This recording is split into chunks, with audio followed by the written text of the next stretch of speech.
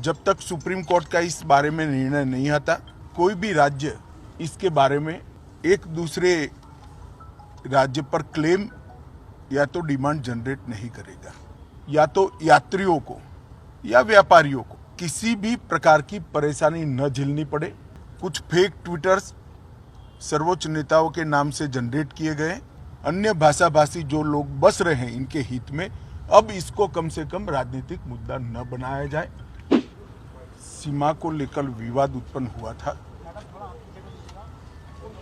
इस विवाद की समाप्ति और इसके संविधान सम्मत मार्ग के लिए मैंने महाराष्ट्र के मुख्यमंत्री, उप मुख्यमंत्री और कर्नाटक के मुख्यमंत्री, गृहमंत्री और वरिष्ठ साथियों को आज यहाँ पर बुलाया था। दोनों पक्षों के साथ भारत सरकार के गृह विभाग के ऑफिसर की उपस्थिति में बहुत अच्छे माहौल में बात हुई है। दोनों मुख्यमंत्रियों ने सकारात्मक अप्रोच रखा है और कुल मिलाकर इस बात पर सहमति हुई है कि डिस्प्यूट के रास्ते और डिस्प्यूट का समाधान लोकतंत्र के अंदर रोड पर नहीं हो सकता, संविधान सम्मत मार्ग से हो सकता है। तो अतः कुछ फैसले हुए हैं जो मैं आपको बताना चाहता हूं। सबसे पहले, जब तक सुप्रीम कोर्ट का इस बारे में निर्णय नहीं आता, कोई भी राज्य इसके बारे में एक दूसरे राज्य पर क्लेम या तो डिमांड जनरेट नहीं करेगा। दूसरा, दोनों राज्यों के मिलाकर दोनों ओर से 6 मंत्री बैठेंगे और इस पर डिटेल नीचे तक परकोलेशन किस प्रकार से हो इसकी चिंता और चर्चा करेंगे। छोटे छोटे और कई मुद्दे भी हैं दो राज्यों के बीच में, जो पड़ोसी राज्यों में आमतौर पर देखे जाते हैं।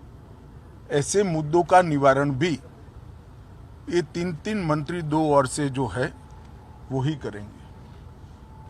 दोनों राज्यों में कानून और व्यवस्था की परिस्थिति ठीक रहे, अन्य भाषा भाषी आबादी को या तो यात्रियों को या व्यापारियों को किसी भी प्रकार की परेशानी न झेलनी पड़े, इसके लिए एक सीनियर आईपीएस अफसर की अध्यक्षता में दोनों राज्य कमेटी बनाने के लिए सहमत हुए हैं, जो कानून और व्यवस्था को संविधान के हिसाब से ठीक रखने में प्रयास करेंगे।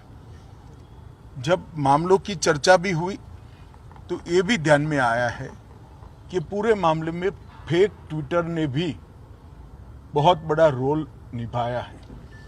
कुछ फेक ट्विटर्स सर्वोच्च नेताओं के नाम से जनरेट किए गए और इसको फैला दिए गए हैं।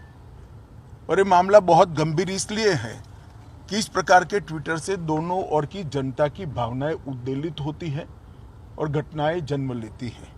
तो तय हुआ है कि जहां जहां भी इस प्रकार के फेक ट्विटर के मामले सामने आए हैं वहां पर एफआईआर रजिस्टर्ड की जाएगी और जिन्होंने किया है उसको भी जनता के सामने एक्सपोज किया जाएगा।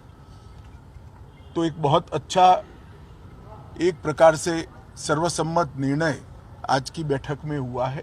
इसके बाद मैं दोनों राज्यों के विपक्षी पार्टियों के मित्रों को भी इस देश के गृह मंत्री नाते अपील करना चाहता हूं, राजनीतिक विरोध जो भी हो, जो विपक्ष में बैठे हैं सरकार के सामने राजनीतिक कार्यक्रम ले सकते हैं, परंतु दोनों राज्यों की जनता के हित में और दोनों राज्यों की बॉर्डर पर अन्य भाषा भाषी जो लोग बस रहे हैं इनके हित में अब इसको कम से कम राजनीतिक मुद्दा न बनाया जाए। एक कमेटी जो बनी है वो कमेटी की चर्चा का आउटकम और सुप्रीम कोर्ट के फैसले का इंतजार किया जाए। मुझे विश्वास है कि दोनों राज्यों में कांग्रेस, एनसीपी और उद्धव ठाकरे जी का ग्रुप, ये सारे नेता इस बात में सहयोग करेंगे कि इस बात को राजनीतिक रंग न दिया जाए।